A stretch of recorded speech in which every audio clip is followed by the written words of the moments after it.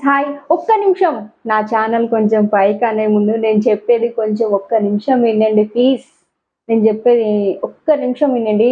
చాలామంది నా ఛానల్ చూస్తున్నారు గానీ కొంచెం చూస్తున్నారు, అవాయిడ్ చేసేస్తున్నారు. ఎందుకు నేను పెట్టే వీడియోస్ మీకు నచ్చుతలేవా? ఏందో నాకు అర్థమైతలేదు. ఒక్ మీరు ఒక 10 నిమిషాలైనా నా వీడియో చూస్తేనే గదా! నేనేమనేది మీకు తెలుస్తది. మీరు చూస్తలేరు, కొద్దిసేపు చూస్తున్నారు, పైకి చేస్తున్నారు. చాలా మందికి సపోర్టింగ్ చేస్తున్నట్టు నేను కొత్త ఛానల్ పెట్టాను గదా!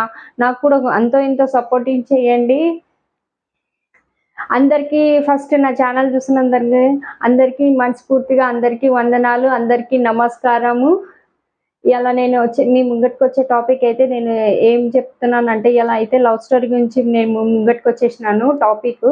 నా ఫ్రెండ్‌ది లవ్ స్టోరీ చెప్దామని నేను మీ ముంగటికొచ్చేసినాను.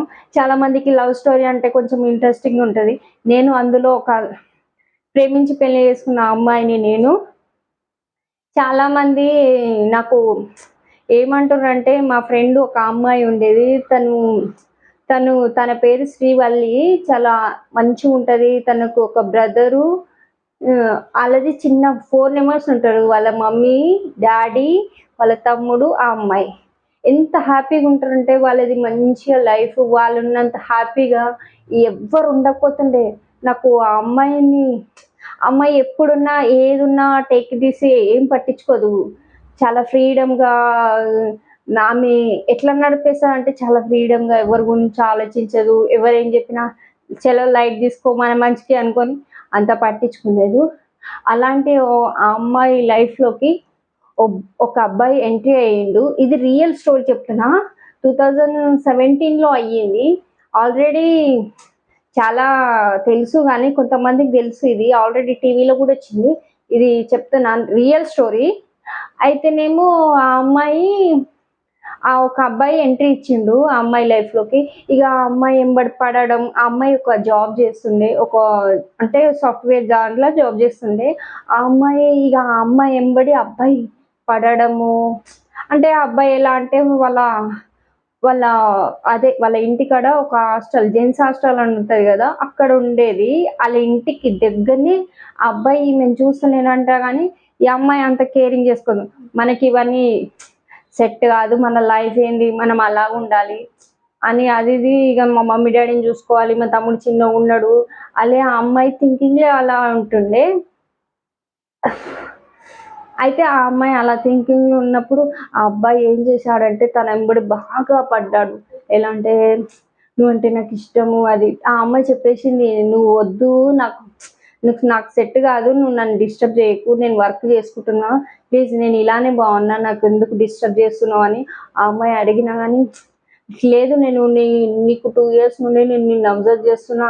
నువ్వు నువ్వు ఉండే విధానము, నువ్వు ఉండే విధానము, నువ్వు మీ పేరెంట్స్‌ని కేరింగ్ చూసుకోవడము, అవన్నీ నాకు నచ్చినాయి. అందుకే నేను నీ ఎంబడి పడుతున్నా అది ఇది అని.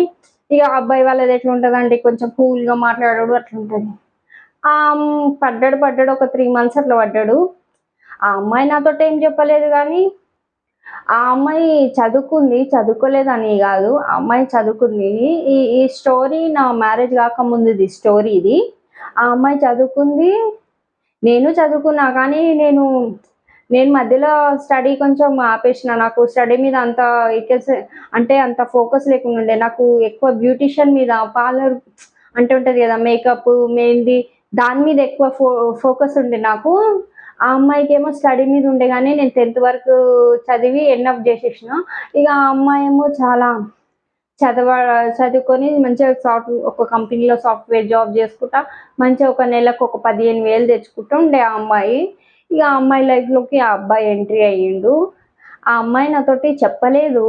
ఇలా నా లైఫ్‌లోకి ఒక అబ్బాయి ఎంట్రీ అయ్యిండని నాకు చెప్పలేదు.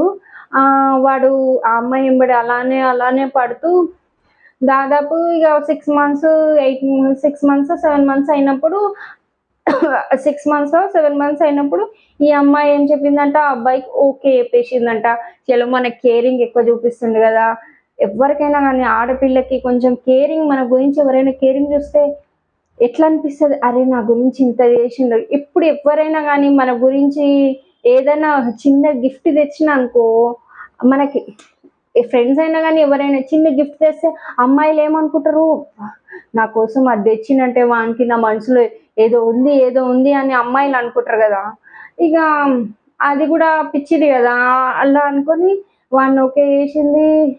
మంచిగా 1.5 ఇయర్ బాగానే ఉన్నాడు. ఇక మా ఫ్రెండ్ ఏం చేసిందంటే, ఈ అబ్బాయి ఏం చేసేవాళ్ళంటే వాళ్ళ పిన్ని వాళ్ళతోటి, వాళ్ళ పెద్ద మమ్మీ వాళ్ళతోటి వీళ్ళతోటి మాట్లాడిపిచ్చేవాళ్ళు. కానీ ఎన్నడూ తీసుకపోకపోతుండే. ఇక ఈ అమ్మాయి నాతోటి చెప్పలేదు. వాడు పరిచయమైన 1.5 ఇయర్‌కి నాకు చెప్పింది. నేను ఇట్లా ఒక అబ్బాయిని ఇష్టపడుతున్నా అది ఇది అని అంటే, నువ్వేందే నీ లైఫ్ ఏంది? నువ్వు ఎలా ఉండేదానివి? ఎలా అయితున్నావు? అది ఇది అని ఆ అమ్మాయి కొంచెం నేను ఇలా చెప్పిన ఆ అమ్మాయికి సొల్యూషను.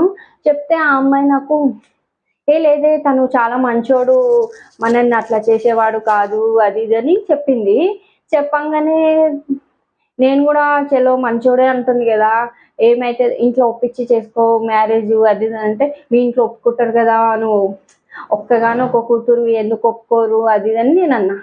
అనేసరికి ఇగ ఆ అబ్బాయి ఏమన్నాడంటే ఒకరోజు మా మామ వాళ్ళ ఇంటికి తీసుకెళ్తా, మా మేనమామ వాళ్ళ ఇంటికి తీసుకెళ్తా అని ఈ అమ్మాయిని ఆళ్ళ ఇంటికి తీసుకెళ్ళిండంట.